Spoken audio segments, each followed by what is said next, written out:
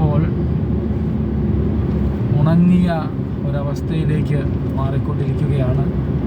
കാടിനുള്ളിലെ ചോലകളിൽ നിന്നും വരുന്ന വെള്ളമാണ് ഇപ്പോഴുള്ള ആകെ ആശ്രയം. ഒരുപക്ഷെ കുറച്ച് കഴിയുമ്പോൾ അതും വറ്റുവാനുള്ള സാധ്യതകൾ വളരെ അധികമാണ്. We can see some cows. ഇത് മേയുവാൻ വേണ്ടി വിട്ടിരിക്കുന്ന പശുക്കൂട്ടങ്ങളാണ്. ലോഡും കൊണ്ടുവരുന്ന ട്രക്കുകളും ചില ബസ്സുകളും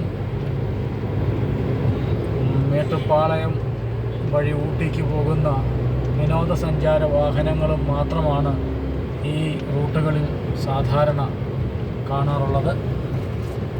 അതുകൊണ്ട് തന്നെ ഈ റൂട്ട് എപ്പോഴും വിജനമായിരിക്കും. രാത്രി 6 മണിക്ക് ശേഷമുള്ള യാത്രകൾ വളരെ ദുർഘടം നിറഞ്ഞതും ഹിംസ്ര ജന്തുക്കളാൽ very dangerous to go in this road when it's dark.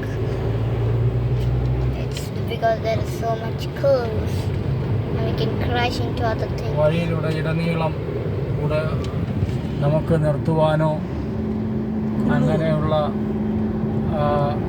Break ജേർണിക്ക് സാധ്യതയില്ലാത്ത സ്ഥലങ്ങളാണ് ഇവ. കാരണം ഇത് ഫോറസ്റ്റ് ആയതുകൊണ്ട്